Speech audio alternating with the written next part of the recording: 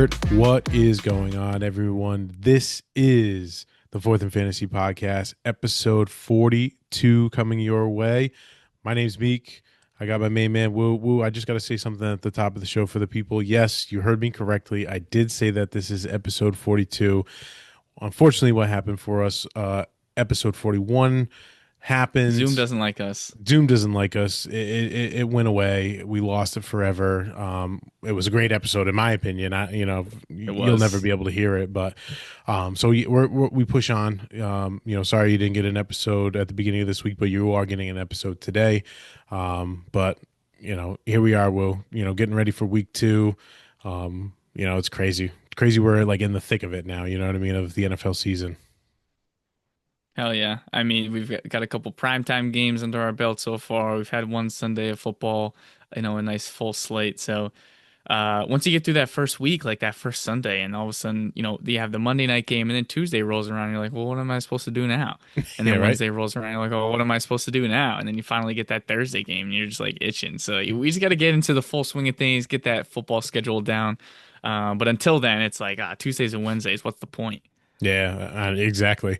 So just to get us going at the top of the show, we've hit 2,080 plus plays across Spotify, Apple Podcasts, and YouTube. That is thanks to the folks that are watching, the folks that are listening. We thank you. We love you. Make sure you're following us on all of our socials, Twitter at Fourth and Fantasy Pod, Instagram and TikTok at Fourth and Fantasy, YouTube at Fourth and Fantasy. Make sure you leave a like, comment, subscribe, 5-star rating, the whole bit. Because if you leave a comment, you may see yourself on the show. Before we get into our quick question, Will, I want to get your quick recap on the Thursday night game that just transpired. Thursday night game for those of you who may not have seen. Green Bay beat Washington kind of handily. The score definitely doesn't show that. It was Green Bay 27, Washington 18, but it was a basically a dominant performance by Green Bay, like wire to wire. Couple of highlights or highlighted stats on the day. Jordan Love, 19 and 31, 292 yards and 2 touchdowns. Josh Jacobs had 84 yards and a touchdown. Tucker Kraft, 6 catches, 124 yards receiving, and a touchdown from a tight end. Someone From called him a value pick. I don't remember who said that, but Somebody did here, and I do remember that. And then on the Washington side, we had Jaden Daniels, 24 of 42, 200 total yards passing and 2 touchdowns. Not much going in the rushing side. There was, tough couple of injuries. We'll get into that around the NFL. Zach Ertz in the receiving side was your leading receiver, if I'm reading that correctly. 6 catches, 64 yards, and a touchdown. And then, Debo kind of came to play a little bit. He had 7 catches, 44 yards, and a touchdown. But what are your initial reactions, Wu, after that Thursday night game that transpired? yeah, we might have been spot on about the Packers. This might Oh my God. be their Super Bowl to win. They are definitely one of the front runners in my opinion. That defense is nasty. On top of the many weapons that they have on offense, although they don't have one that they go to consistently when it comes to part of the receiving attack. Obviously, they have Josh Jacobs. But when it comes to the wide receivers, they mix in some Golden, they mix in some Romeo Dobbs. Unfortunately, Jaden Reed went down, but they mix in some Dontavian Wicks.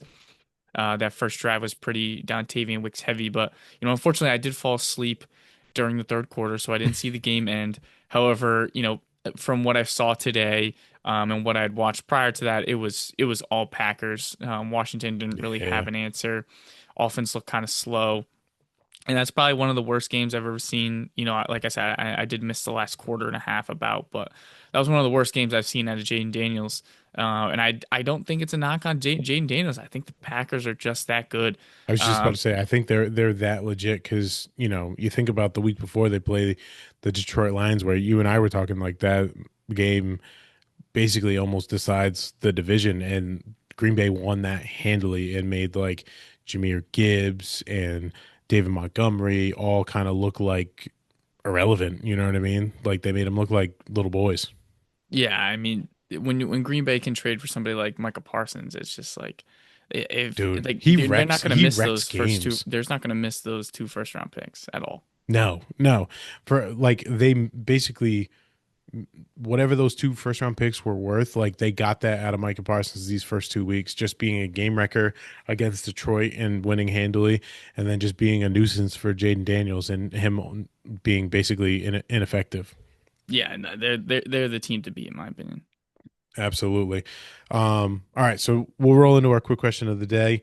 So we're talking week two plays of the week. Who is your NFL week two play of the week? I'm gonna go first. My this one's a confidence play for those of us who have him on your fantasy roster. It's AJ Brown, wide receiver of the Philadelphia Eagles, who are on the road, I believe, to take on the Chiefs. I think they're on the road. But the reason why I'm picking AJ Brown as my play of the week, just see last week where Kansas City played the Los Angeles Chargers. Justin Herbert picked that defense apart, and we all thought it was a really good defense overall. I think the rush defense is still pretty good, but on the back end in the secondary, I think there are definitely some holes because you saw Herbert, who rarely threw the ball last year, was able to throw 318 yards and 3 touchdowns, and then the receiving options, Quentin Johnson had 2 touchdowns and 80 yards. Keenan Allen had 7 catches, and a touchdown. Ladd even had a decent game. So it was working all the way around for the pass catchers of the Chargers. And I think that is something that's going to, you know, work for Philly going into this game. They're playing Kansas City. It's a Super Bowl rematch. They want to, basically get the edge, and they're going to use all the playmakers that they have. And I think AJ Brown having such a quiet game week one, he's really going to want to get on track here. And it might be a squeaky wheel situation where AJ Brown's going to be asking for the ball, and Jalen Hurts is going to feed him, and I expect him to have a great day. Yeah, Philly play callers got to understand we have to get this guy the ball. There's no way he can go another game with only one target, especially in a big Super Bowl rematch like this. A lot of eyes are going to be on it. It's the Fox game of the week, I believe. So, Tom Brady will be on the call. So there's going to be a lot of eyes on that game. And when it's a Super Bowl rematch, especially, Philly, you want to make sure you go out and dominate that game. You got to get your guys the ball, especially someone like AJ Brown. There's no way he goes another game with just one target. Yeah, I couldn't agree. Welcome back, ladies and gentlemen. We apologize for the technical difficulties. It happens sometimes when Apparently, we working have the beef with laptops. Zoom. Yeah, us and Zoom we just don't mix. It is what Yeah. it is, Yeah. but we roll. So we were going into our week two plays of the week. Woo, you have the floor, my friend. Go ahead. Yeah, you already know who this is going to be. It's going to be Garrett Wilson against the Buffalo Bills this week. Call me a homer all you want, laugh at me, Homer. do your thing. I welcome this. I am going to take my second victory lap with my week one my guys. Garrett Wilson is a part of that.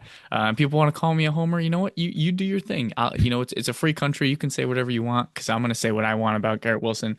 This is a must start against the Buffalo Bills this week. We just saw Zay Flowers in that Sunday night football game.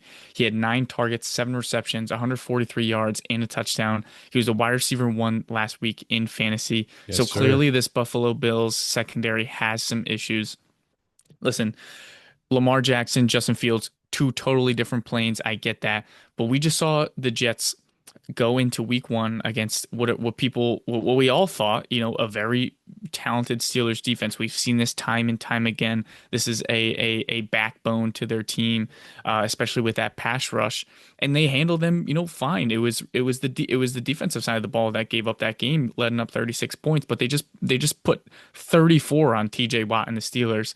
Yeah. So, if we have a Bills team who does have a very good front seven. Ed Oliver had one of the best games I've ever seen out of a defensive lineman in that Baltimore game on Sunday Night Football. But when it comes to the secondary, that's where Garrett Wilson is going to eat. I think the offensive line should still be able to put up, enough time for Justin Fields to get that ball out to Garrett Wilson. Again, clearly that secondary has holes. And the point total this week is 46 and a half. It was 34 and a half last week for that Jets Steelers game. Mm. So I think Vegas starting to give some respect to that Jets offense. And I just love the matchup here. All right. Either that or they're expecting Josh Allen to put up points, points, points Yeah, yeah, on the yeah, Jets. yeah. Well, it is Yeah. what it is. We'll see. We'll see. All right. I like the pick.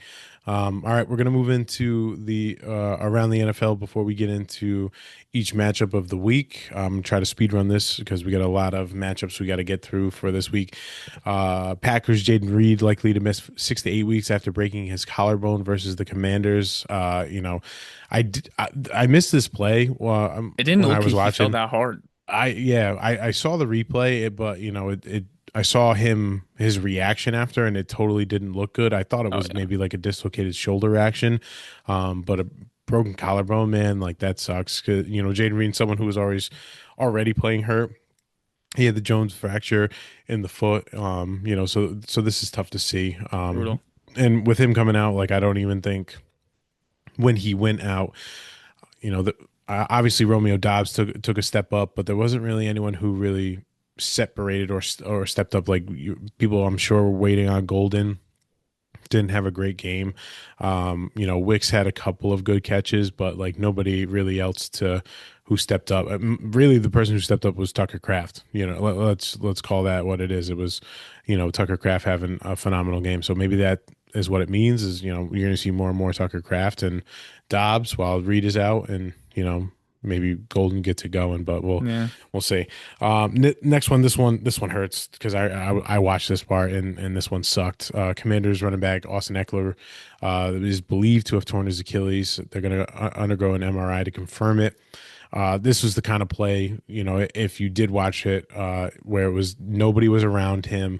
He was out in space blocking a DB, and when Debo caught the ball and he was going to, try to, run out and block in front of Debo, and he goes to like sprint and he just crumples to the ground. And when things like that happen, it's terrible. Because Austin Eckler's a great guy, but I think this is the last we're going to see of him. He's 30 years old. Most people say it takes a full year to recover from an ACL. So, he turns 31 this year and then 32. So next time we see him on a football field, he might be, 32, 33 years old. And, I don't know what the odds are for a 33-year-old running back coming off a torn Achilles, but it's probably not good. It can't be good, especially with the miles that Austin Eckler has. Absolutely. So, listen, we remember Austin Eckler for all the great years, that he had in Los Angeles, and being an undrafted, free agent and just busting onto the scene and being a phenomenal football player. Like, we'll always love that, but this kind of sucks. This one kind of blows my mind, Woo. I don't know, Chiefs wide receiver Xavier Worthy has a quote slim chance to play versus the Eagles. I don't know who is pulling this and where this is coming from, because everything that I have read up until reading this was that he was either out a minimum of 3, at the very most he was out for the rest of the season. So I don't know how. I mean, he practiced this week, but like I don't know how he has a chance to even play this week. Yeah, for the sake of my fantasy team, I think I'd rather him just not play this week and just if he actually does feel good, like give him a week to like relax and chill. Like we don't need to push him back against him. Well, I mean, I guess the Chiefs probably have a different standpoint than I do, Yeah. when it comes to being a team. But for fantasy purposes, let the guy rest, man. Give him a week. Let him come back in week 3 if he actually does feel that good and ready to go. Like just take a week, man. It's only week 2. I guarantee you it's probably because it's a Super Bowl rematch against the Eagles, and he wants to be out there just as much as they want him to be out there, but I don't think it's worth it. Like And everything that I've seen is like if he gets hit the wrong way, I mean that knocks him out for the rest of the year. yeah. And I was just looking ahead at their schedule because I was curious. Next week they play the Giants. He's better off sitting if he really has a chance to play this week, he's better off sitting this week and next week, because week 4 they're home against Baltimore, and like that's a game you totally want Worthy to be like at. He won't be 100%, but Yeah. close to 100%. I would rather play it that way, but Oh yeah. I don't work in the NFL, so it is what it is. Me neither. Uh, and then lastly, just a quick couple of week 2 inactives that we've gotten so far.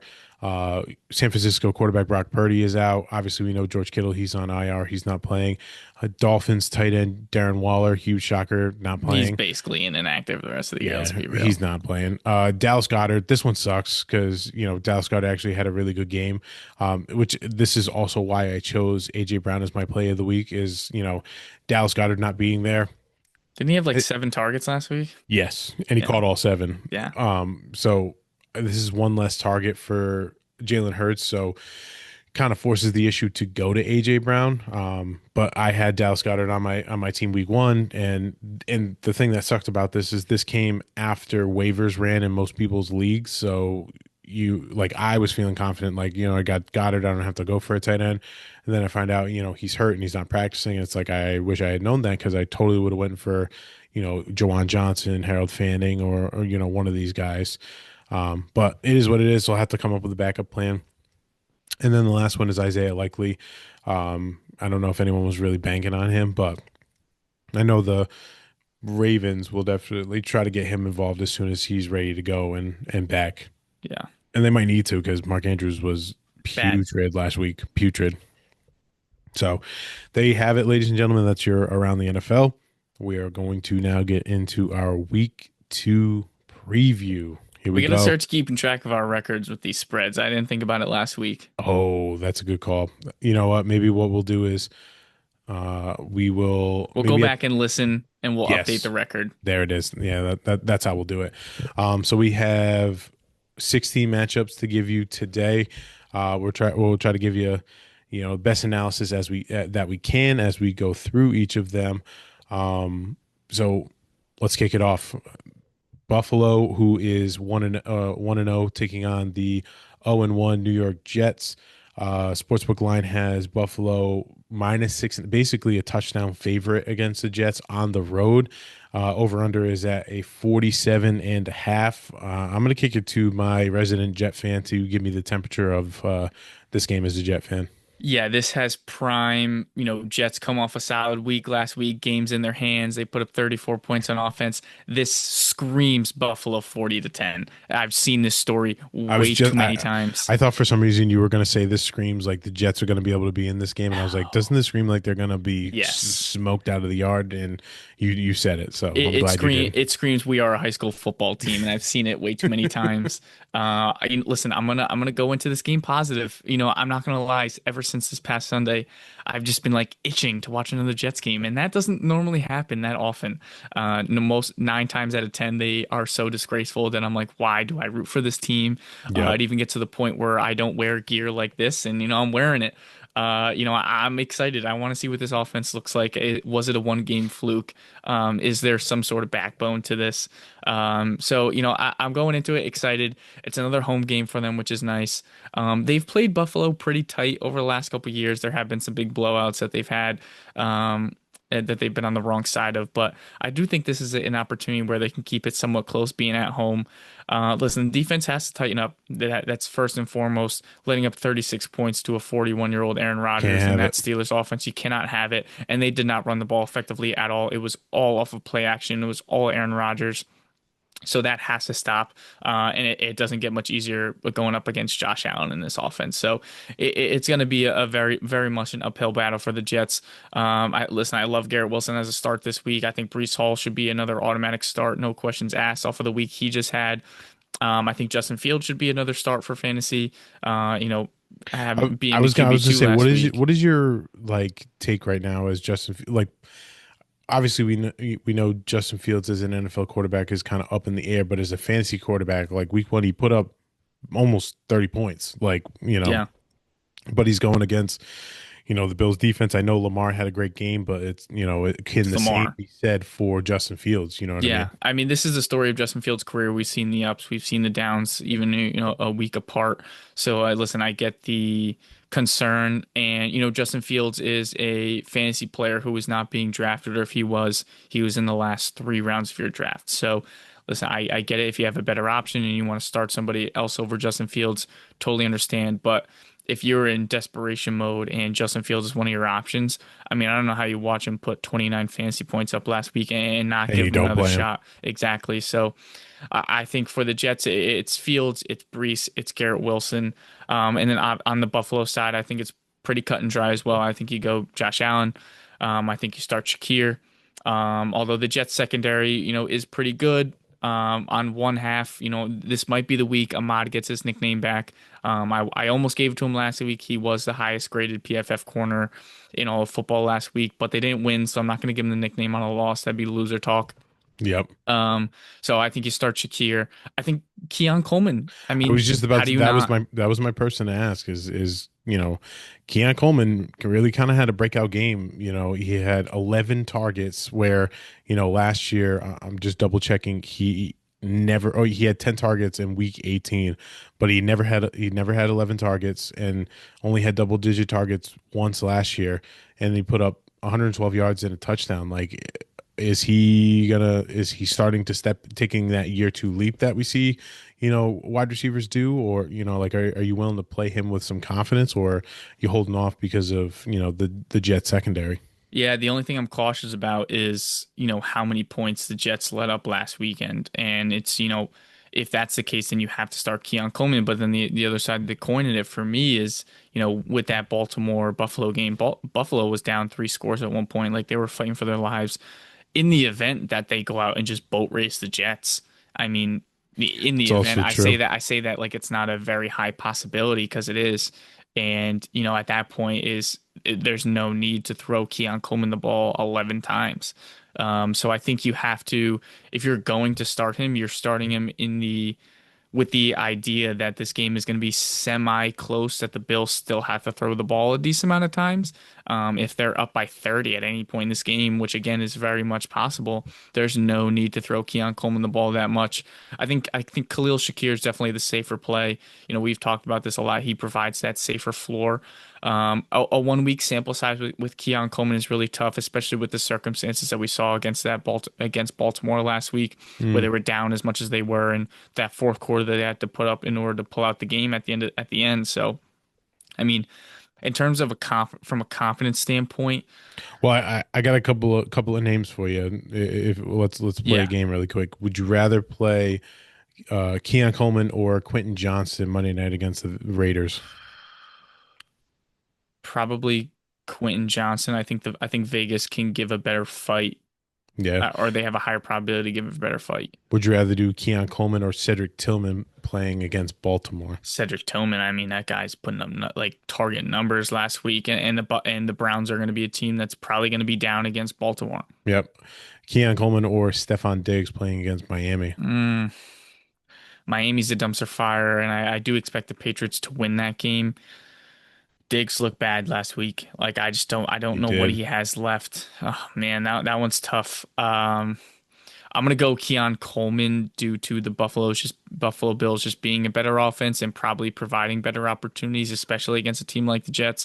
Also, if there's any way possible to figure out who Brandon Stevens is guarding this weekend, if it's Keon Coleman, you start Keon Coleman 11 times out of 10. Brandon Stevens was awful. Let me say it again.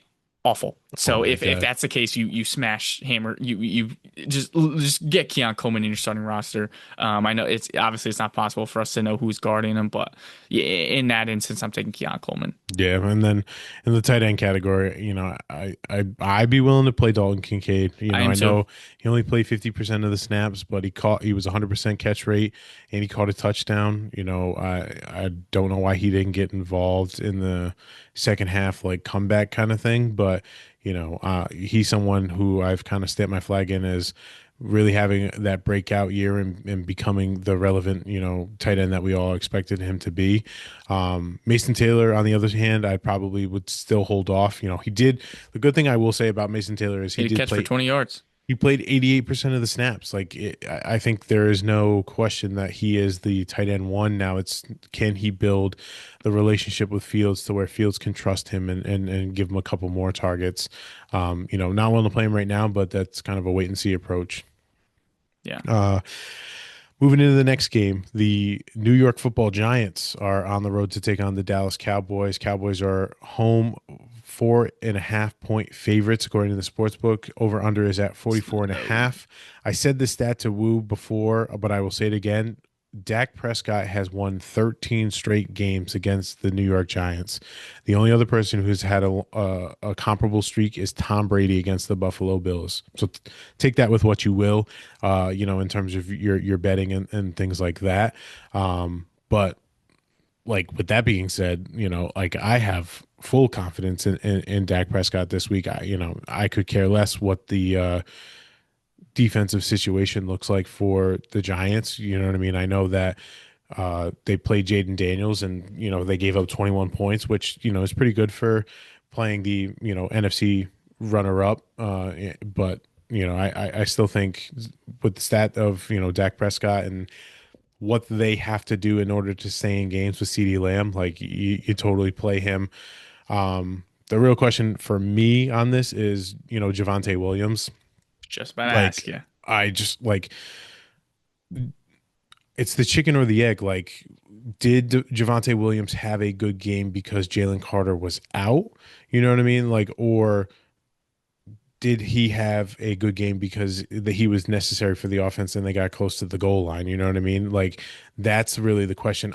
Me personally, I think I'm holding off on playing Javante this week, unless I have no choice but to play him. Like, if there was an injury to one of my running backs to where I have to play Javante, I get it. But if I have a choice, I don't want to play him, and I want to see kind of how this works against the Giants front seven, because you and I have talked about how the Giants front seven is insane, disgusting. They're like Like, that. you know what I mean? Like, so if he can put up a good fantasy week against them, now I start to believe, you know what I mean? Like, could there be some situations where Dak throws a bomb to CD or Pickens and they get stopped at like the 5 yard line and they bring in Javante and he runs it in? Like, that totally could happen. And if that happens, like, that might be what makes me believe in him and to play him with confidence.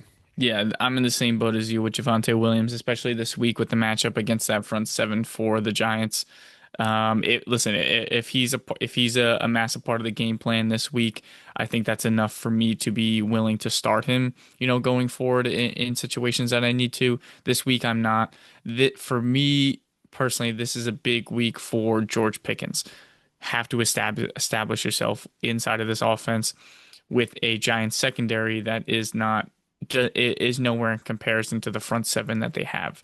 Yep. So this has to be a big week for George Pickens.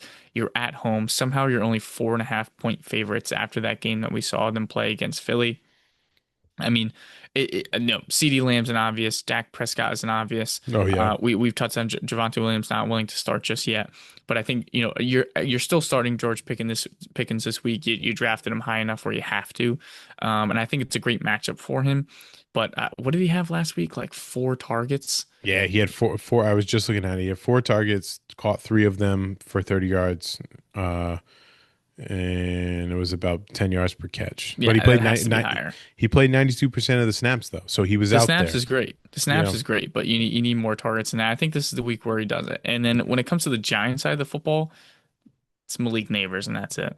Yeah. Yeah. I mean, I guess if you're forced to play Tyrone Tracy, like, he did outsnap and out touch Cam Scatterbo. You know what I mean? I Like think Scotty was third out of running back touches, right? I believe so. Yeah, Scatterbo only had two touches, 2 carries, and had 2 receptions, whereas Tracy had 10 carries and had 5 targets. You know what I mean? Caught only 2 of them, but still had 15 opportunities to Scatterbo's 4. So I think the takeover still needs some time. So I think if you're someone you have Tyrone Tracy, you could probably play him right now.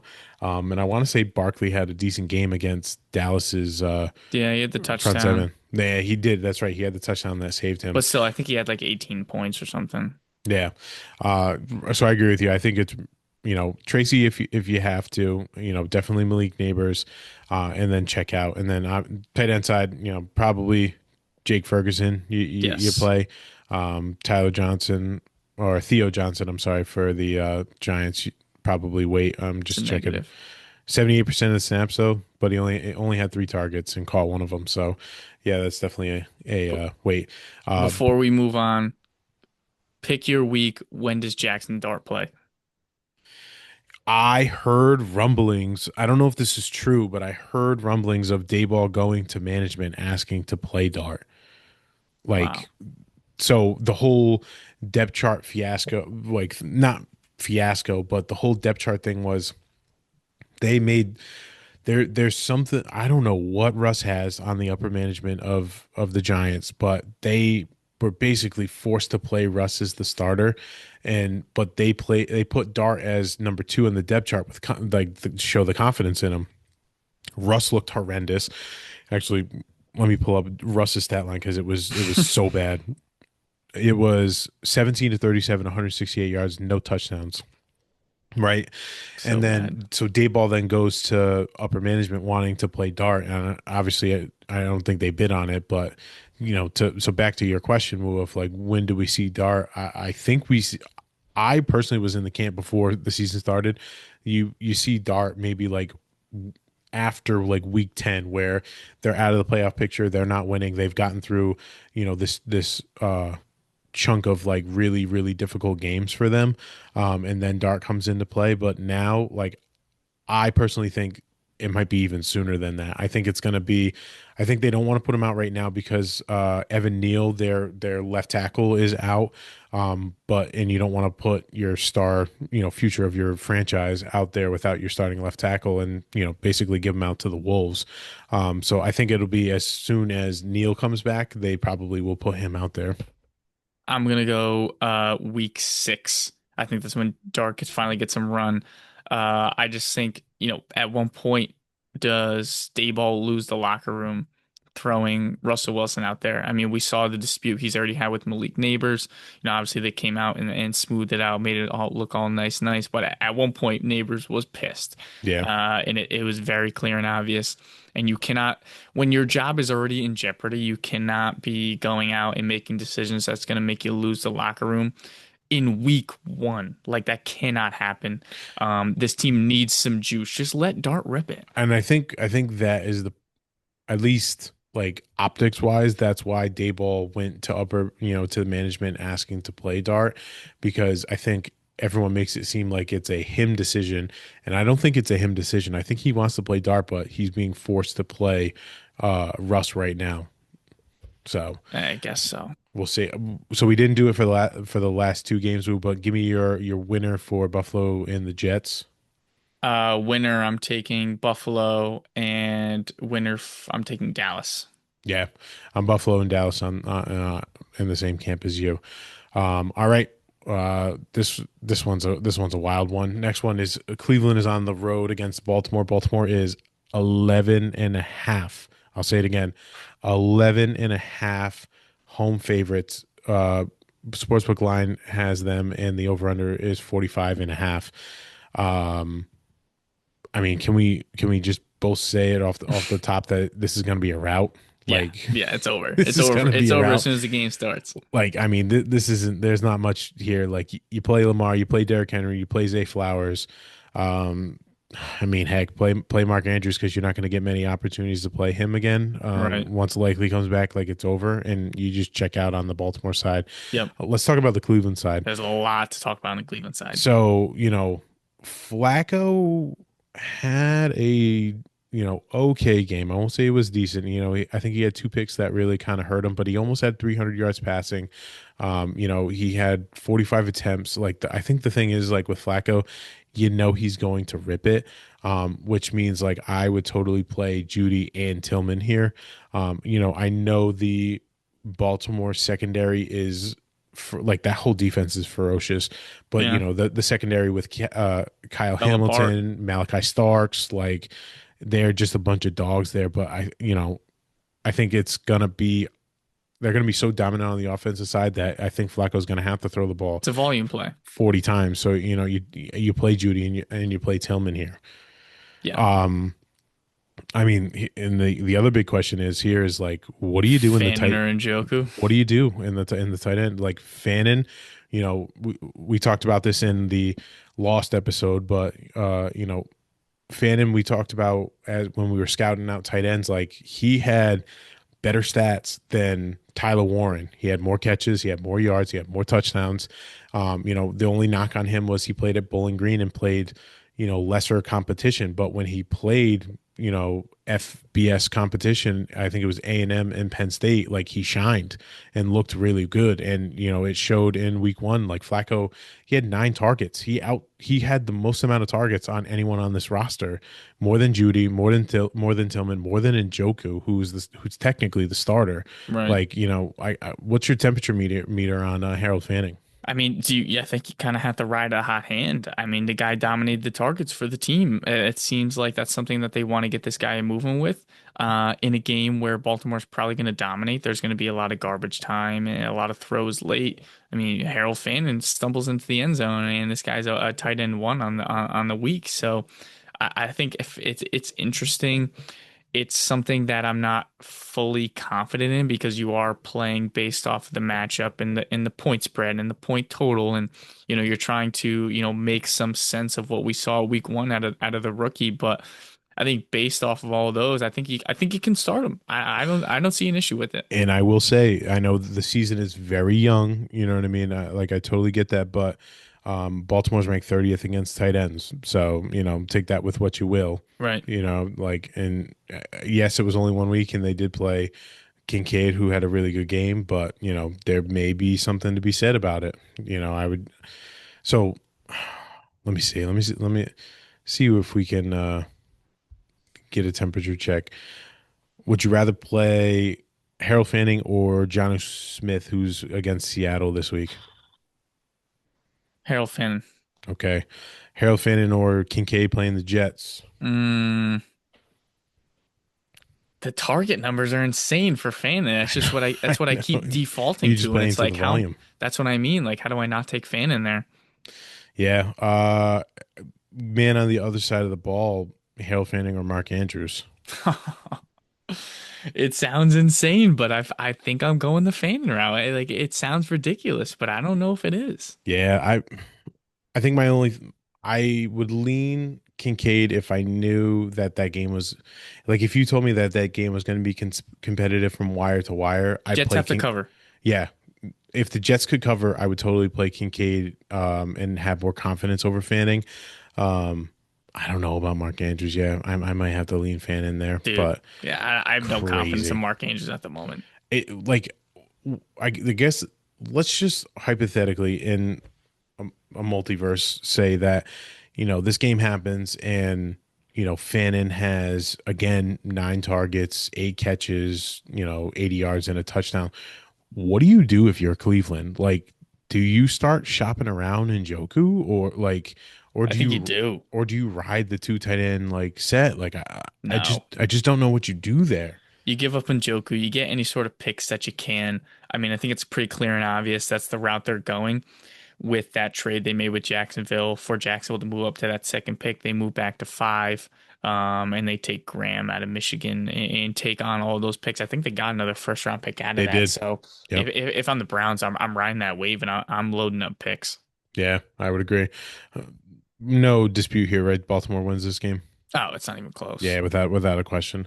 All right, we're gonna move on to our next game. The Rams, Los Angeles Rams, who are 1-0, take on the 0-1 Tennessee Titans in Tennessee. Rams are 5.5 road favorites. Over under is a 41.5. So not that much of a high scoring. I don't think the books really have confidence on the Tennessee side of the ball. Not at all. So we can start right now with the Ram side, right? Like, I don't think really anyone's playing Stafford. You don't have to No, play not yet. Stafford, but you're playing Kyron, you're playing Puka, you're playing Devontae Adams, It's that easy. and you're probably out of there. I guess in a emergency, if you need a tight end, this is probably going to be me, needing to play Tyler Higbee. Like, yeah, you could probably play him, but you don't have to. Right. Talk about the Tennessee side of the ball. Where are you leaning here? Yeah, I'm actually excited to get some eyes on this game because I wanted to watch Cam Ward last week. I was at that Jets Steelers game, so it made it a little bit tough. But in terms of box score watching with Tennessee last week against Denver, they kept it close. I was very impressed. I have to do some more, watching of Cam Ward and see what he had during that game. because I didn't get to watch it live, but I am curious to see what Ward looks like. From what I'm remembering correctly and things that I've heard based off of that game, Cam Ward looked pretty solid. There was some drop balls out of receivers that probably shouldn't have been. At least that's what I've been hearing over the last week. Um, I mean, this could I be mean, a I this think could be a he bad day for him. No, that Rams front seven is it could ridiculous. it could, but I thought the same would be said as they were playing Denver, who we all feel that Denver True. is like a top five defense, and he kind of held his own and made that game closer than it need to. Maybe that's the you know how poor the Denver offense was, and that made them kind of stay in games. But like there were flashes where it's like, oh yeah, that's why they took him as the number one overall pick, Right. kind of thing. So I could totally see them hanging in there. No way they win this game, but Yeah. but it gives me confidence to play. Obviously last week Calvin Ridley got the Surtain treatment. So this week, I don't think there's really anyone in the secondary of Los Angeles that No, I'm it's all up afraid of. front. So I'm willing to play Calvin Ridley. The other name I keep my eye on is rookie wide receiver Alec Manor from Stanford. I really like the tape on him when we looked at him, and he's kind of established himself as the wide receiver two already. Last week, he only had 7 targets, but it's if Ward can develop as a passer as the year goes on, and Manor really starts to take that rookie second half leap that we see. I think he could be a good stash right now, and potentially have a good value in the second half of the season. Yeah, no, I think it's definitely a name you want to be paying attention to, especially coming into the league at the same time as Cam Ward. I think that provides some value there. They're getting their feet wet together. Could build a connection early and often. I think on the Tennessee side, though, for me, the people I'm willing to start, it's really just Tony Pollard and Calvin Ridley. Yeah, I don't blame you for that. So we agree. Rams are probably going to win this one too. Yep, easy one for Yeah. me. All right. Next matchup, we have the Jacksonville Jaguars. The 1-0 Jacksonville Jaguars are on the road to take on the Cincinnati Bengals, who are also 1-0. Sportsbook line has Cincinnati minus 3.5 point home favorites, over under 49.5. Interesting. May see some points here. So let's talk about the Jacksonville side of things, right? I think from what I'm hearing kind of in the Twitterverse, there's some, panic in the streets a little bit for Brian Thomas Jr., who didn't have the greatest game. He had 7 targets, 1 catch for 11 yards, and I thought he had a touchdown in there Nah, somewhere. No, he didn't. So you know, people are kind of panicking. The one thing I will say is that, that game was lightning delayed, and so they were starting, they stopped, they started again, so it's kind of hard to get into a groove. But we're playing Cincinnati here, you know what I mean? Like points, points, points. their defense is there's a reason why Joe Flacco almost had 300 yards passing at 40 years old against them, and Harold Fanning had a good game, and Judy had a good game. Like, I think you play your Jaguars. You know what I mean? Like, um, uh, Do let, you play Travis Hunter? yes, yep, You do? absolutely. Okay. I would play Travis Hunter with confidence. Okay. Um, you I think know, I'm on the opposite side. you don't play him. I think I'm on the opposite side. Tell I me, just, I can't. I mean, maybe with Cincinnati, maybe this is a really good matchup for that. But I got to look up his line but from what I think it was 4 of 6 or 6 of 8 for something. I don't remember. 6 of 8, yeah, he had 8 targets. Like he he out targeted Brian Thomas Jr. Yeah, You but know that's what I not going to mean? happen on a week to week basis. Does it though? Here's my thing. Hear me out. No way. Trevor Lawrence, you know, is not a deep ball passer, right? When Brian Thomas, I know Brian Thomas had great games with Lawrence, but Lawrence doesn't throw the ball deep. And I think that Hunter is their underneath slot guy, and Lawrence is more inclined to throw to him, and he have more catches. Now, whatever Travis Hunter decides to do with them is another question, is another thing. But like I don't mind a guy. getting 8 targets week one, like Yeah, I have confidence in that, and I totally would play him. valid, valid. I don't know. I'm still nervous. I can't. Like I have him in two leagues, I think, and it makes me really nervous. It does. I'll be Are you honest. nervous because of him potentially playing defense? Yeah, that's what I mean. It's like Because I Liam Cohen. At Liam Cohen, at any point, he doesn't have to say anything. He doesn't have to say anything going into this game. Being like, oh, I'm gonna have him on the offensive side of the ball. I'm gonna have him on the defense side of the ball. It could change in an instant. yeah. They could score on their first two drives, and all of a sudden they need to lock up on defense, and they got Travis Hunter playing cornerback. Like to me, there's too much that can happen on in the first quarter of a game, and all of a sudden I have this guy starting in my lineup, and yeah, maybe he does go out and ball out against a poor Cincinnati defense, but in the event that, you know, they start off hot and they're looking to get him some snaps on defense, like that screws your week. Yeah. Talk about Travis Etienne, right? We saw at the beginning of this week, Tank Bigsby traded away. Etienne coming off of a really good game against Carolina where he had 143 rushing yards. Um, I know that I want to say Dylan Sampson had a good game against Cincinnati. Like, are you confident playing Travis Etienne here? He would have been my start of the week if Garrett Wilson wasn't playing against the Bills secondary. Oh, okay. I think the Travis Etienne is fully back. You know, last week, what do you have? 16 carries for 143 yards, some Yep, ridiculous like that. I mean, exactly. they go out and trade Tank Bigsby. I don't think we see Shell 2 in if he is going to eat out or eat into any of Etienne's carries. It's not going to happen week two of his rookie year. There's no shot. And I just think this is a really good matchup for Travis Etienne here. And I think we're going to start seeing some more passing work from him. Yeah. I think the thing is that, ETN looked good. You know what I mean? Last year, he was, his season average was 3.7 yards per carry, in this first game. And I know it's only one game, but he was running at, almost 9 yards a carry. He is 8.94. And I know he had a really, long breakaway run that, helps the yards per carry and the overall total yards. But, he looked good when he was running and breaking away. So I have, I'm excited because I traded for him last year in a dynasty league, and he really had a poor, end to the year, and I was really nervous and almost feeling the need to dump him off somewhere, so I didn't have to worry about him. And week one, he comes out with this performance, so I'm encouraged and ready to see what he's got. Yeah. So and then Cincinnati side, it's kind of a no brainer, right? You play Joe Burrow, you play Chase Brown, you play Jamar Chase, you play T Higgins, and I think you check out, right? I think And you add that's it. Brenton Strange to that list. For the oh yes, for Jacksonville side, Yeah. you totally play Brenton Strange because there's Swiss cheese over there in Cincinnati on the Yeah, you defensive saw side. what Harold Fannin did, so I got great confidence in Strange because I think he scored last week. I believe he did. Let me check. No, he didn't, but he was 4 for 4 targets, 4 receptions for 59 yards, and he played 80% of the snaps. Yeah. So, that's very encouraging to see. Um, who do you have winning this game? I'm going to take Cincinnati to win, but I think Jacksonville covers. I also love the over in this game. Yeah, the overs it's kind of high, but I do agree with it.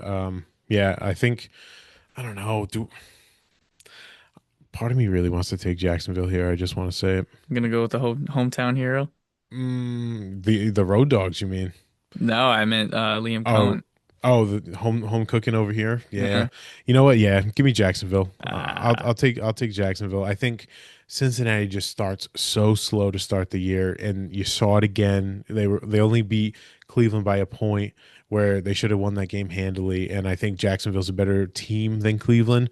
And if they come out slow, I think they're going to make them pay. yeah. So. Alrighty. Next matchup we have the 0-1 Chicago Bears going against the 0-1 Detroit Lions. Yes, that is correct. Detroit is 0-1. Tied for 0-1. second. Yeah, right. The fight for second in the North. The sportsbook line has Detroit as 6.5, 6.5 home favorites, and the over under is 46.5. I chuckled because we talk about them being 0-1, and they're 6.5. They're almost a touchdown favorite at Yeah. home against Chicago. I mean, you know, I guess do you play golf? had a very shaky week one. Play golf. Only 225 and a touchdown, but you're willing to put that to the side and play golf. Absolutely. I think it's clear that the Packers defense is a level above most NFL defenses. Most certainly a level above the Chicago defense. If McCarthy was able to pick them apart towards the end of that game, I don't see why Jared Goff can't do the same. Expecting a big time bounce back this week from Amon-Ra St. Brown. He only had like 4 fantasy points last week. Mm. That will not continue. I think this game's pretty easy in terms of start sit decisions. I think you start Goff, you start Gibbs, you start Montgomery, Amon-Ra St. Brown, Jameson Williams, Laporta. Yeah, you can pretty much start that whole offense. And then on the Chicago side, I think you can pretty much start everybody except Caleb Williams. I think you start DeAndre Swift, you start DJ Moore and Roma Dunze. I'm not touching the tight ends just yet. Not willing to throw out Luther Burden. Although I believe they were trying to get some manufactured touches to Burden in that Minnesota game. I think they are trying to make him a part of that offense, but it's just not there yet. And the Minnesota defense was nice, but I think the Detroit defense is up there as well. They added DJ Reed in free agency, who is a big bolster to that secondary, and I think that what he was able to do went incredibly unnoticed because he was a New York Jet over the last couple of years. So, those are my starters there. I don't think there's much of a conversation elsewhere. I don't think I'm not willing to start Caleb Williams again. For the time being. I also wasn't really willing to start him against Minnesota anyway, so I'm not sure if that's like even necessarily a hot take. Yeah, no, I have to play. I have him in a dynasty league, and then I have no choice but to play him. But in a redraft league, I'm not playing Caleb Williams until I start to see that.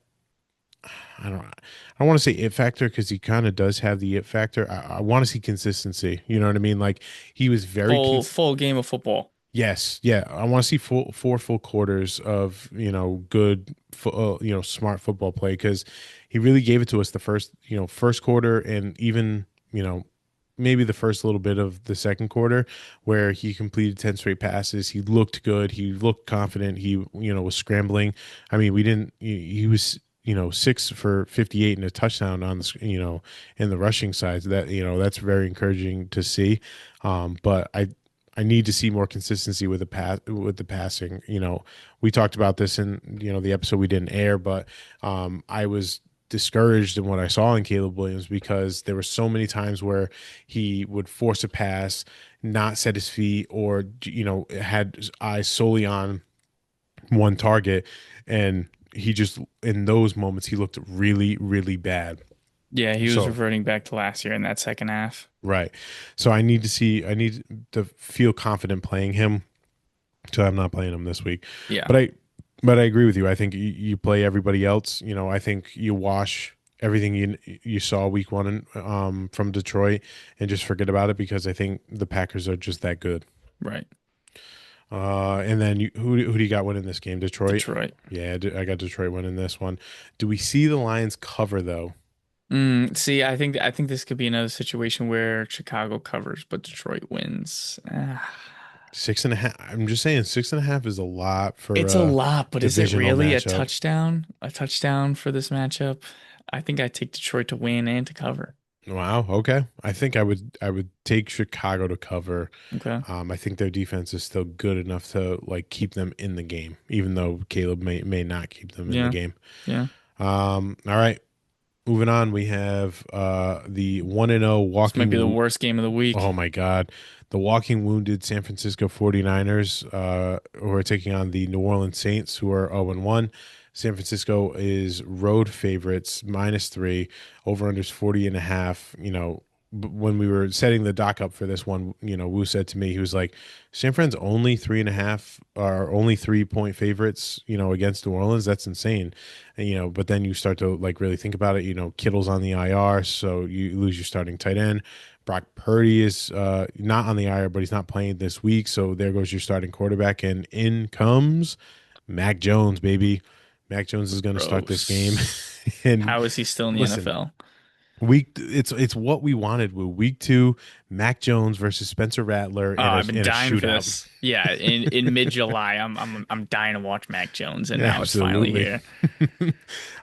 So I mean, listen, on the San Fran side, is it really just McCaffrey, you know what? McCaffrey might be the start of the week yeah? because that Is it? means the entire offense. I mean, do you play Pearsall? Dude, Like, I don't know if he can. there's Well, there's no well, way we you play say that Eugene like Mac Jennings. Jones didn't make Brian Thomas what he was last year. That's I Does don't that have any standing? I think the way I see it is I think Mac Jones is smart enough to get the ball to the best players out there. And so when he Which was is in Pearsall, Jacksonville, he did that. Yeah, you think it's Pearsall. Uh, when he was in Jacksonville, it was Brian Thomas and it was just force feed Brian Thomas. Here, I would hope he's smart enough to realize Christian McCaffrey is my best player. I'm just going to give it to him whenever I can. If I feel any sort of pressure, it's a dump off right? to him and just let him work in space. I mean, I guess if you have to, play Ricky Pearsall, I just don't feel I'd be confident. nervous doing it. Yeah. And then on the New Orleans side, it's Alvin Kamara, Kamara. And I mean, do you Juwan play? Johnson. Juwan Johnson did have 11 targets. He did have, I he heard a had, stat earlier that Juwan Johnson, every game he plays with Spencer Rattler, he is averaging 12 plus fantasy points. interesting. Yeah. I mean, And this goes back to last year too. I would definitely play Juwan Johnson. I think Chris Olave is worth the play as well. I don't, people don't realize Chris Olave had 13 targets last week.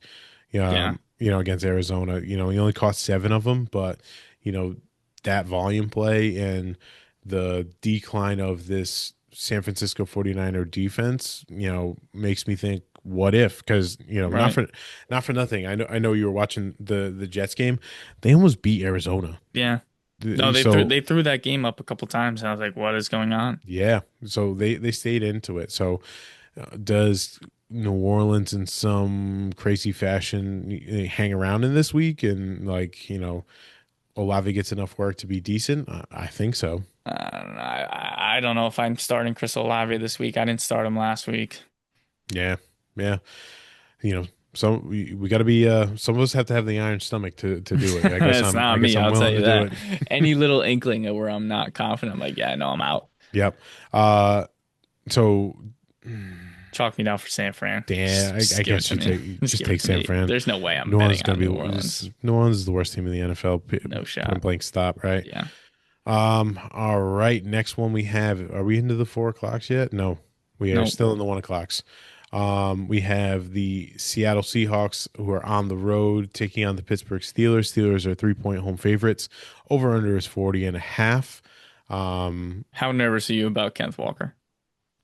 extremely, Yeah. extremely. And it just He, doesn't make any sense to me. I can't believe we're even having this conversation. I think. I think they're really trying to keep him healthy, and I think they're holding back his touches due to the injury he had in the during training camp. But it doesn't help that Charbonnet looks good. Like Charbonnet And I feel like he always looks does when good. Kenneth Walker was hurt. Like he would always slot in and have these really solid games. Like he's no Yes, slouch of a player. I wonder if, you're saying, maybe this is health concerns and they want to keep him, fresh throughout the season.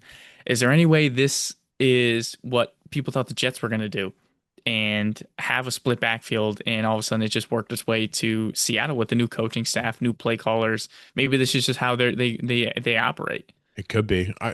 The other crazy thing I heard that this is total like tinfoil hat like thing, but now with the torn Achilles of Austin Eckler, some people are thinking that uh, Washington trades for Kenneth Walker, and Imagine. then Charbonnet becomes the main dude in Seattle, and Yeah. Kenneth Walker's the That's big starter. time tinfoil hat. Yeah, it's big time. But like honestly, I think that would be a move that I would be happy for both sides. You know what I mean? Yeah. Obviously, the loser of that is like anyone who's a Bill fan. Like their dreams would be so crushed if they traded for Kenneth Walker. But for now, uh, Which, by the way, Bill was not efficient against that Packers no, not defense. even when Eckler went out, it was McNichols. It wasn't even Bill. Like that's how bad it was. Like the vibes Right.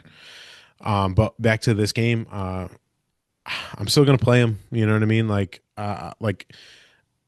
Oh yeah, what you have to. what last week showed against San Fran is that whoever the running back is for Seattle is going to have good efficient work because Charbonnet had a good game, right? He had 12. I mean, wasn't really the touchdown really saved him, but he had 12 carries for 47 yards. So I'm still going to play Walker. Until it they prove me otherwise or they bench him or whatever, I'm gonna still ride with my guy. In the No, you receiving, have to start him, but it's something you have to keep in mind. yes, absolutely. You might just have to temper back expectations.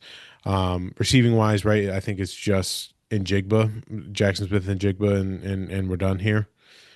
Yep. And then for the Pittsburgh side, you know, I think Jalen Calvin Warren. Austin has an argument. Yeah, do you think so? I think he does. I think maybe that was just Brandon Stevens making him look really good, but I don't know, man. That play action, it fooled the entire stadium, I'll tell you that. 4 for 70 in the touchdown. Maybe, Come maybe. on. Jalen Warren, you're totally playing Jalen Warren because he is the lead Yeah. dog. Yeah. Uh, Yeah. Kenneth Gainwell is No. out No. I'm touching. out. He's out touching Caleb Johnson. I'm just saying. Yeah, but I'm not starting either of them. And then DK. Do we get a DK Metcalf revenge game here?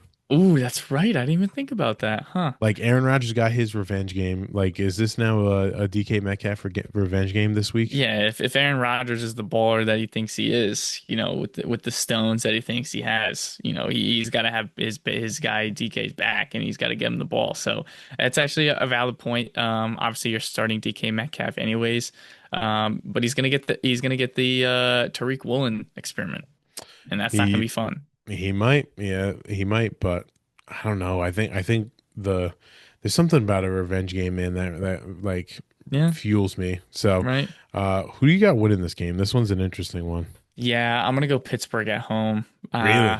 Yeah, I don't know. I'm still not there with Seattle. Still not there. You don't think Seattle has a chance to cover? I think they do have a chance to cover. I would still take Pitt to cover. Um, Seattle at home, maybe we have a different conversation. Yeah, I That guess first that's home true. game for Pittsburgh, though, it's gonna be loud. Yeah, yeah, I guess I'd take Pittsburgh here too.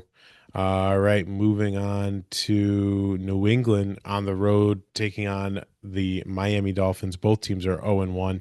Sportsbook has Miami as 1.5 home favorites. Uh, Over under is 43.5. Does that spread tell you something about the Patriots that we've been trying to say all summer? Does I it say think so. something? I Because think they were two so. and a half point favorites against Vegas and they lost. But my thing is I think this could be the start of the end here for Miami. Like Oh yeah. Miami got embarrassed by Indianapolis, and I totally did not expect that. I think their defense is horrendous. Their secondary is awful. I mean, obviously everyone is either hurt or moved on from that secondary, and I think like it's just bad vibes. Tyreek, you're just hearing everything except for like good football He play. has Everything another outside, domestic violence charge. right? And the other thing that I saw is he has not caught a pass more than 30 yards for an Yep. entire year, calendar year. Yeah, did you see the clip? Yes. Yeah. He's like, you're When trying they- to piss me off. yeah, you're trying to piss me off. Yeah, that's bad. Bad Yeah, vibes. bad vibes. So, let's just continue with the Miami side, right? You're not playing Tua. He was awful. Yep. Uh, you play Achan. You definitely play Achan. Do you play Tyreek and I Jalen think you Waddle? have to. Like for me, I From took where him you in. I drafted took him, I right? took You him at have the end to. of the second round. I have no choice. What am I supposed to do? Yeah. I mean, thankfully Christian Gonzalez isn't playing, so like the matchup, it works there. But man, Miami, bad offense, real Yeah. bad. Like this has to be a get right game. Has to be. You hope so, but I don't know. This is like a get right game dating back to last year. Like that's how long this has been going on. Right. And then on the New England side, I think you play Drake May. Yeah, okay. Because if Daniel Jones can dice him up for a 272 and a touchdown, like Ballad. I think you and I both agree that Drake May is probably a better quarterback No. talent right now than Daniel Jones. So Yeah, when you put imagine it that way. imagine what he could do. So Right. I totally would play Drake May with confidence. Are you starting Keishawn Booty?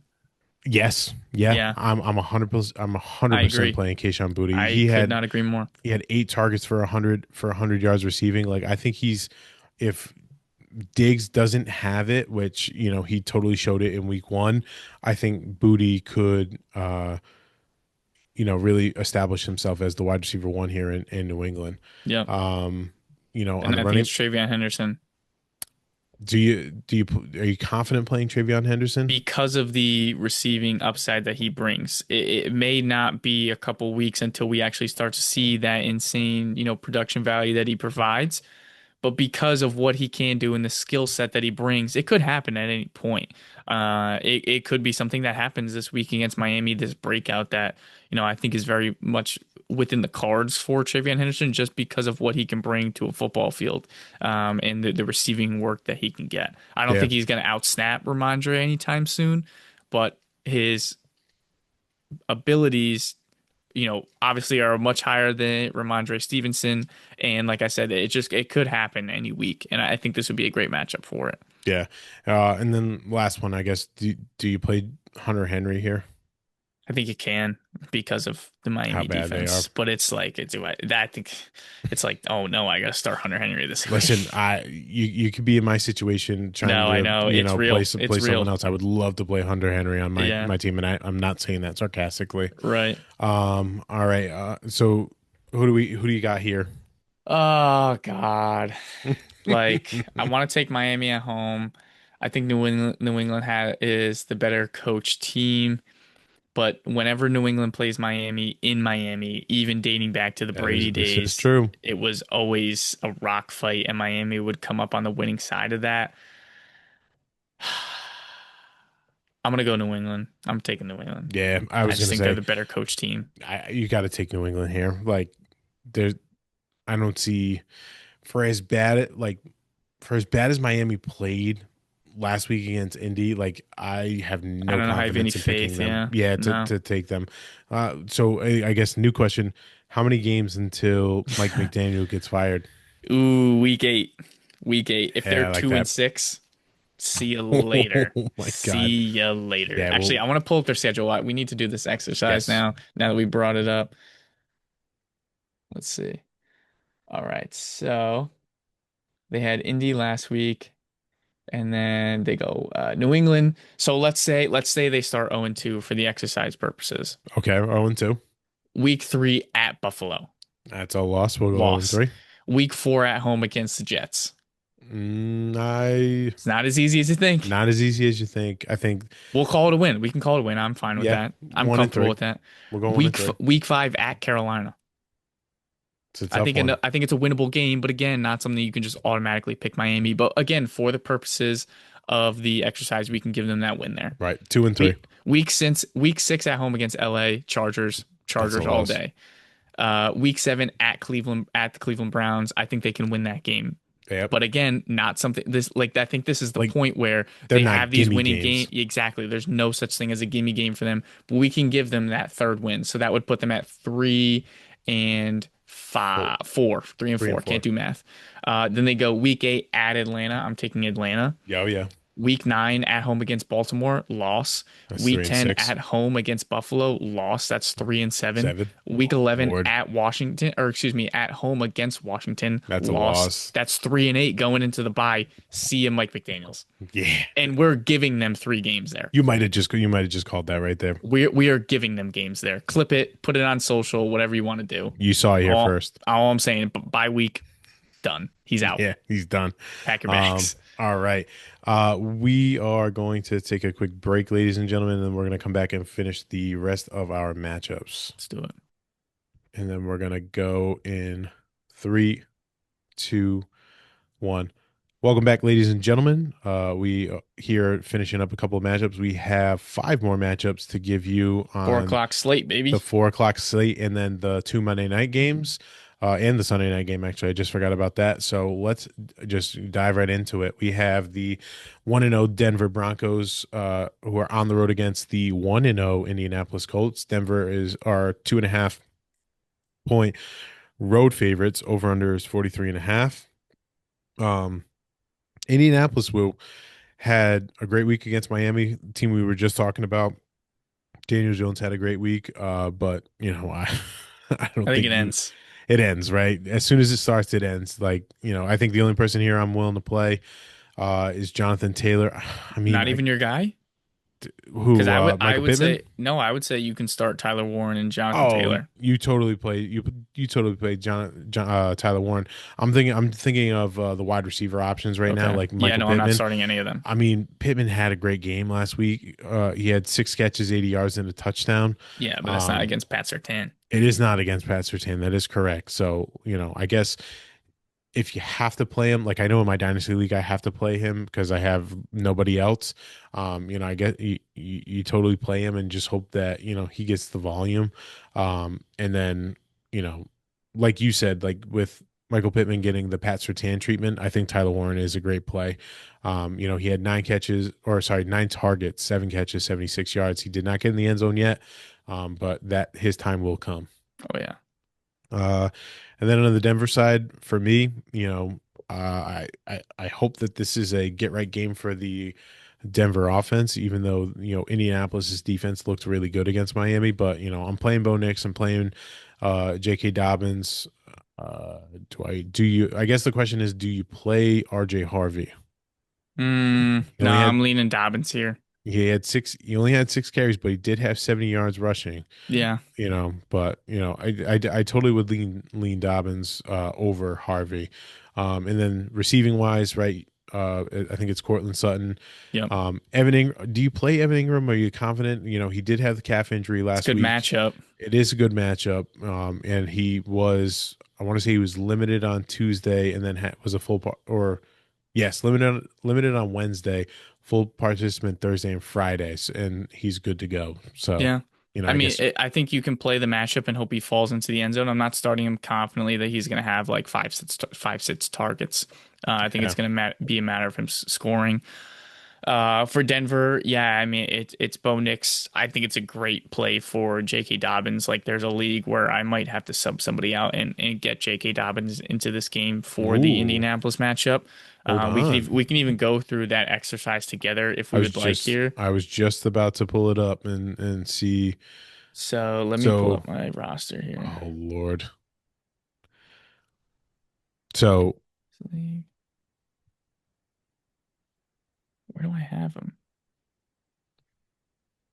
do you have him in a Hmm. dynasty league? Do I have him in the Bonnet League?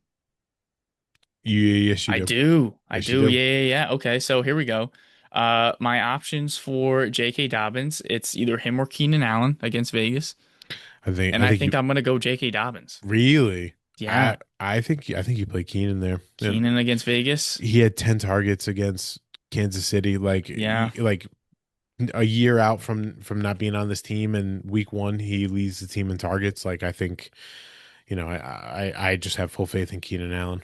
I mean, the only other people I can swap him out for is like if I don't want to start Tyreek Hill, but I might have to. No, you definitely Um, play Tyreek and Hill. like my other two running backs are Gibbs and Bucky Irving. So it's really the Keenan Allen play, and I have Keenan Allen in my starting lineup at the moment. This is gonna be something I was gonna be wrestling with all weekend. Oh, that's I mean, honestly, it's a great problem to have I because that's two guess, great yeah. It plays. just doesn't feel good when you're 0 2, you know? Yes, because you want to get off on a good foot. I Mm. totally get that. Um, I guess I was gonna go through the exercise of would you rather play Yeah, yeah, yeah. J.K. Dobbins, or Yep. would you rather play J.K. Where is he now? I lost him on my sheet. J.K. Dobbins or Aaron Jones J.K. Senior. Dobbins. Would you rather play J.K. Dobbins or Ken Walker? Oh, I know this the, one's the talent of god Ken awful. Walker. I gotta go with the talent. Yeah. J.K. Dobbins or DeAndre Swift playing Detroit. J.K. Dobbins. Although DeAndre Swift got literally everything. Yeah. It was inefficient, but he got everything. And then last one, J.K. Dobbins or rookie Travion Henderson playing Miami. I think this might be a big Henderson game. I think I go Trayvon Ooh, Henderson. you're calling the I think Henderson I, I think legacy I'm game. going Babe Ruth, close the eyes, point the bat to center field. I think that's what I'm doing here. I love that. All right. Anyone else we need to talk about on either side? No, not at all. Downs not really right. We're out on No, Downs this I'm week. not starting a single pass catcher on Indy unless his name is Tyler Warren. Yeah, yeah. So Denver wins this game. I think we both agree. Yeah, I'm gonna take Denver and especially to cover. And the points, yeah. Yeah, 2.5 is too low. I would totally take that Denver in the points. All right. Our the Fox game of the week, Super Bowl rematch. The 1-0 Philadelphia Eagles are taking on the 0-1 Kansas City Chiefs. Philly is 1.5 point road favorites. The over-under is 46.5. Um, man, Chiefs did not look like the Chiefs we're used to seeing last week against the Nope, Chargers, no? not even close. You had to be jumping for joy. Oh my God, I loved it. It's everything Big that I division wanted. win. And it's so crazy because huge division win, but now you play Philly, and Philly looked good against Dallas. Like, is there panic in the streets if you're a Kansas City fan and they start 0-2? Yeah, you're scared, man. I'd be scared. It's like how Right? many times did you watch those Patriots teams start 0-2? Very rarely, if Yeah. ever. So, and I'm just curious because I want to see who they play week 3. They play the Giants. Okay, so like they get some relief, but They then have I to think, get right. but then week 4 they play the Ram. I mean, the Ravens.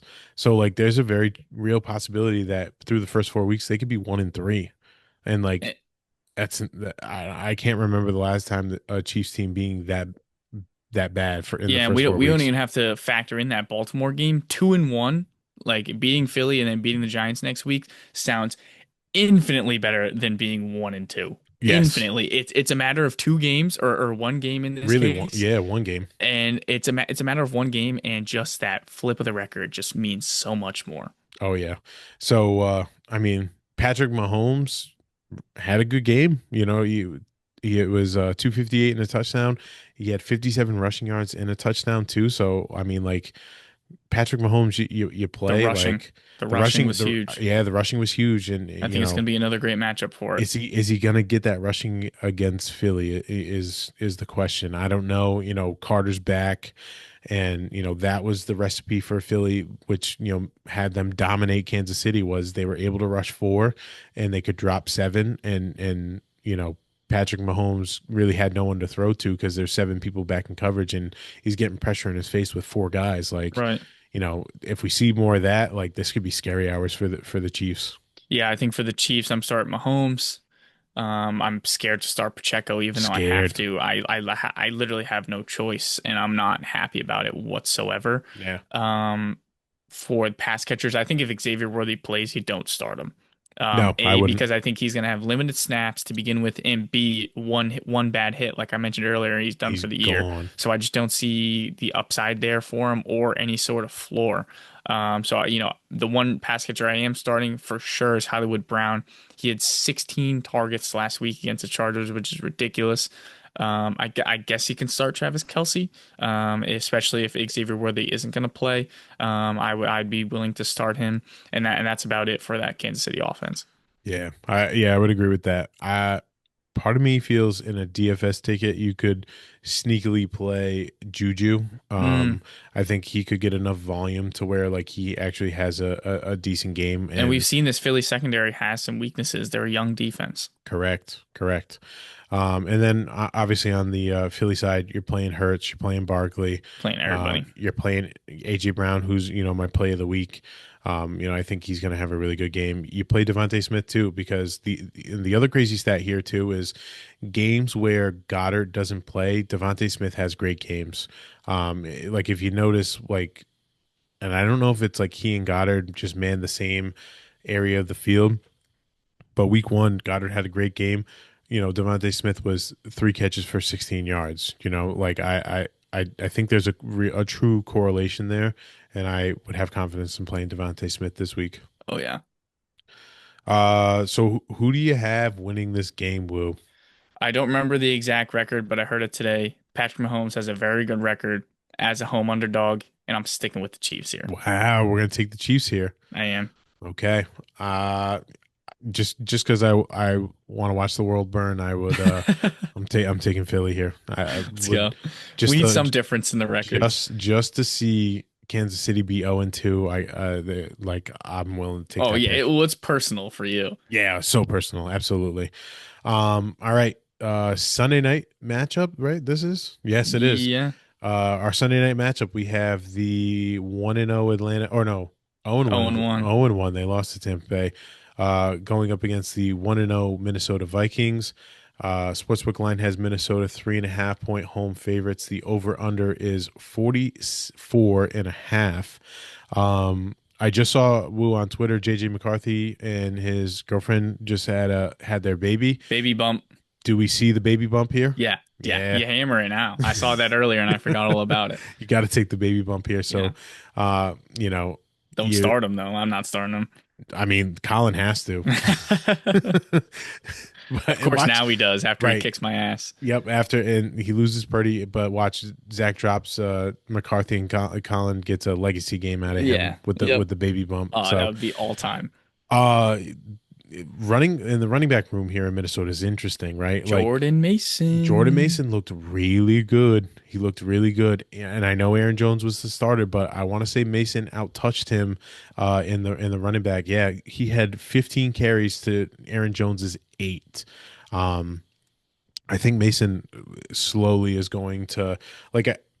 I think it's going to be a Mason is your first, second down kind of guy, and then Aaron Jones comes in as the passing down. Because I think the more Mason shows that he's an efficient runner, and Aaron Jones shows he's inefficient, you play your best players. You know what I mean? So, I think I by the end of the year, not even by the end of the year, really soon, I think Mason jumps him as being the RB1.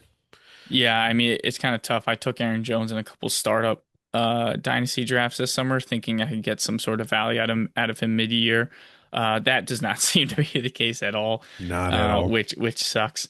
I know I thought Jordan Mason looked really good. One thing I will say though is Atlanta, played pretty well against Tampa Bay's rushing attack last week. Bucky Irving ended up scoring, which made his numbers look a lot better than what they actually were. Atlanta might be a tough, running back matchup. We'll see this week. I still think you can start Jordan Mason without any issues there. Um, in terms of the rest of Minnesota offense, I'm not willing to start JJ McCarthy just yet. Listen, he looked really good in that fourth, I'll say quarter and a half, full fourth quarter, half of the third quarter. I thought he looked really good. I think that's Obviously, fair. Yeah. obviously they ended up winning the game, but that's not enough for me to have confidence in starting him. We touched on Jordan Mason. I'd start him. Justin Jefferson, no question. Yeah, you play him. Hawkinson would love some more targets here. I mean, Yeah. what are we doing? What are we doing? I think he had Four four. targets. Yeah, we need more than that. And I think it was like 3 for 20 or like Three just for not. 15. Yeah, just not enough. Not enough. I hope so. Let me do some quick little research here.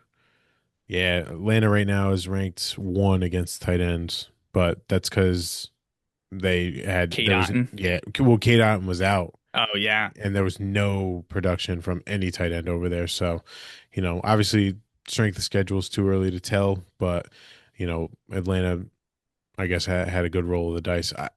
I think McCarthy just needs to get like when McCarthy gets going and is able to see all of his progressions and reads and things like that. I think Hawk will be a benefactor, but with it being his first game against Chicago, like he was, and how poorly he played in the first yeah. It was half of that basically game, a half of a game that it was irrelevant for the whole Minnesota offense. right? I agree. I think it gets better as the year goes on and McCarthy really settles in as being the starter.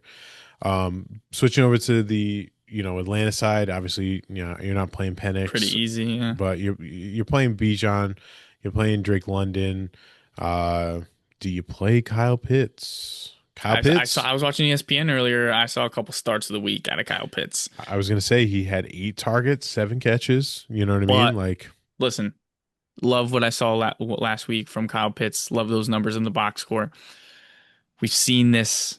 We've I seen was gonna it say, last week. I mean, last year he had a couple big games and he still had to finish. It was all before week 8, I want to say, or week 9. He had a bunch of top weekly finishes in the tight end position, and he still had the deplorable year that he did. So it's just we've seen it before. So you So got just you know, need so you just need to know see that. more is what you're saying in I order just to feel confident. I don't think I can see anymore. There's nothing for me to see unless I can get 17 games of consistent Kyle Pitts, and I haven't seen it.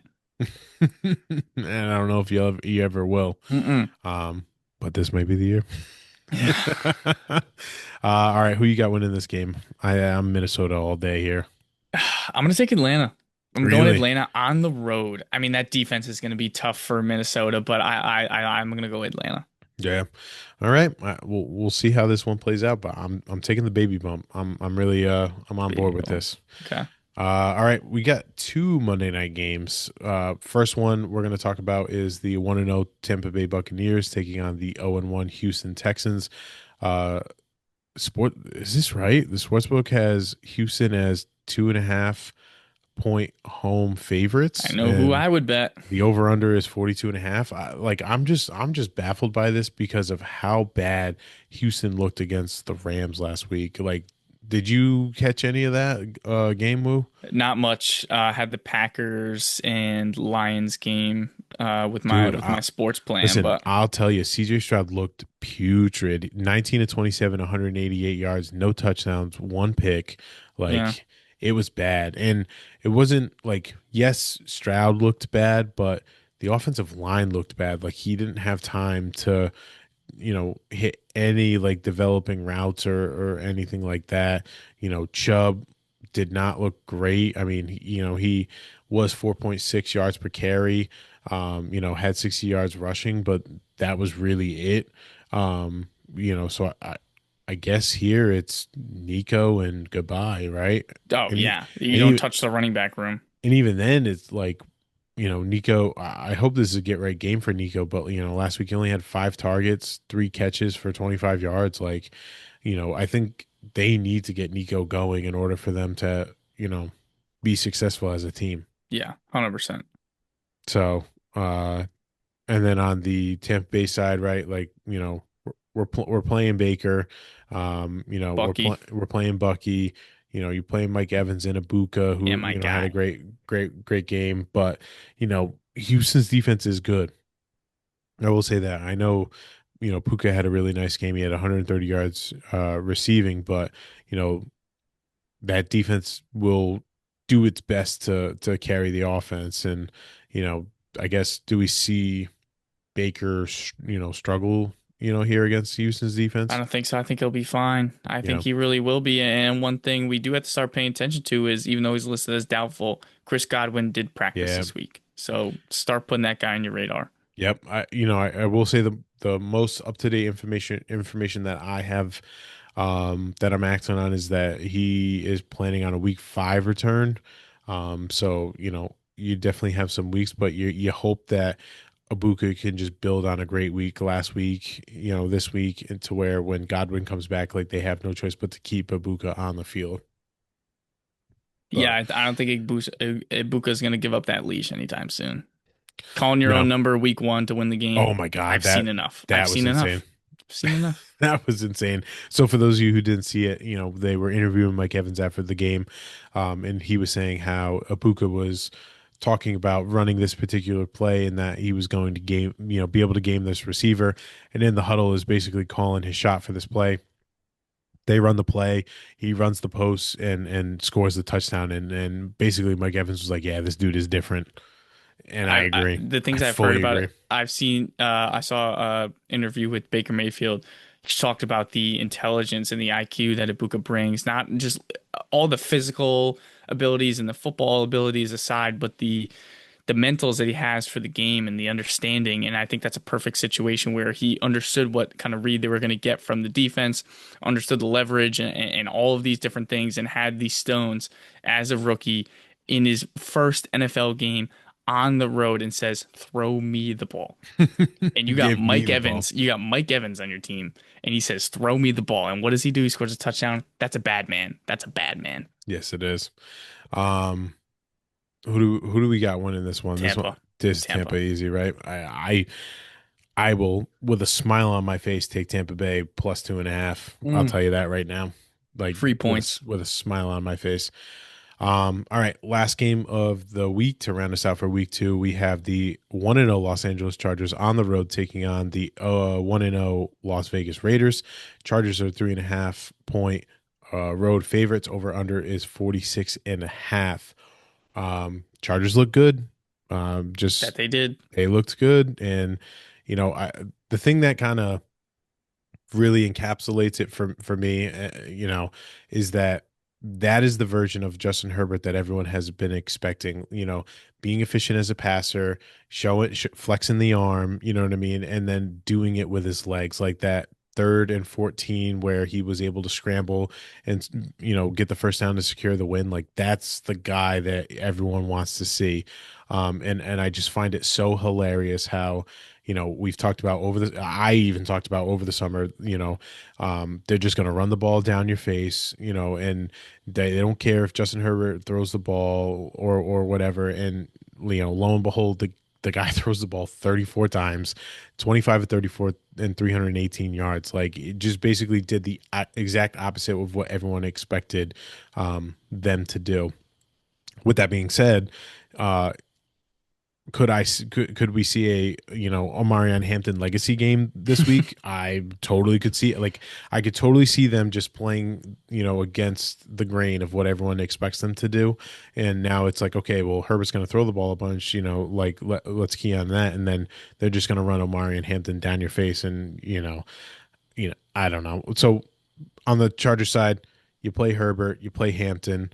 Um, I think you could play McConkey, Allen, and Johnston. They Yep. all had great games. Yep. I think Quentin Johnston's more so of a, if he Need has a a touch, touchdown. yeah, if he has a touchdown, he has a good game. If he doesn't, then it's a mediocre game. Whereas like Ladd and Keenan, they're just going to get the receptions and the targets that are going to, sustain them. And if they get a touchdown, then that's great. Yep. You have anything on the Charger side? No, I'm in full agreement. I think you can start everybody, including that entire wide receiver room. I'll be starting Keenan Allen this week, more than likely. I don't think I have QJ starting anywhere, although I did pick him up in a couple spots, Yes. as a stash. But I'm definitely, when it comes to the confidence level of the wide receiver room, I'm going McConkey, I'm going Keenan Allen, and then Quinn Johnston. And then over to the Vegas side, I don't think you start Geno Smith this week. No, But even I think, though I didn't realize this. Geno Smith is second in passing yeah. in all the NFL. I Like, think that's what we were kind of expecting out of Geno Smith coming to this Vegas offense with Chip Kelly. He likes to spread the ball around, get that ball moving. When you have a talent like Brock Bowers, that makes your life easier. So I think we'll got to monitor the Bowers injury. This is a Monday night game, so be ready to pivot to like a Michael Mayer or maybe even one of the Chargers tight ends, or if it yes, comes down to a Tampa Bay tight end or oh my God, who's the guy from Dallas that went to Houston? Dalton Schultz. Dalton Schultz. Yeah, if you got to pivot, you might have to be ready for that. Yes, I would agree. I think on the Raiders side, like that that's tough with Bowers. Like he didn't practice today. I guess you have the long shot play of like if he does practice tomorrow because of the Monday night they have one more practice, but Right. it's scary hours, man. It Yeah, it, it really is. you got to be ready to pivot. I Yeah. have Bowers. I got to be ready. Yep. Yep. Um, I totally spaced out. Did you talk about the receiving side for Vegas? It's Myers, and I Yeah. think that's about it. And even with the Myers, I don't know how confident I am. I don't think this is a great matchup for it. No, I don't think so too. I think it's going to be a lot of Genty, and they're going to try to make it Divisional work. game, pound the rock. Who's tougher? Right. Yeah, I think that's exactly how they're going to play that. All right, who do you got winning this one, Will? I'm gonna go. Chargers win. Vegas covers. Yeah. I think it's going to be a lot closer than people are expecting because of it being a divisional matchup. But the one stat here that I'm going to give, uh, in the last four or last five matchups, Justin Herbert has had with the Raiders, he's 4-1. So, he's really starting to get a groove against the Raiders. And I think they have a more complete team, like offense, defense, and even special teams where they'll be able to kind of take control of this game and not give up the lead. Yeah. So, all right. That's it, right? That's all the games that we have. It's a wrap. Ladies and gentlemen, we appreciate you sticking around with us for all these matchups. We hope you were able to get some insight, how to make your plays for this upcoming week. If you have any start sit decisions or things like that, please make sure that you're DMing us on all of our socials, or Instagram or and our TikTok. And once again, just to shout those out, Twitter at Fourth and Fantasy Pod, Instagram and TikTok is at Fourth and Fantasy, YouTube's at Fourth and Fantasy. Please make sure you give us a like, follow, share, all those, all the good things. Click the bell, and make sure that you're following us along. Next time you see us, we'll be recapping week 2 and talking about some of the great performances that we see. So listen, obviously I'm going to sit down and watch some college football tomorrow, Woo, and then I'm going to gear up for this NFL Sunday. But we're back, baby. We We're are so so back. back. And hopefully Zoom doesn't screw us again. No, hopefully it doesn't. Hopefully everyone you're able to see this episode because this was a really good one. And but with that being said, ladies and gentlemen, we'll see you on the other side. See ya.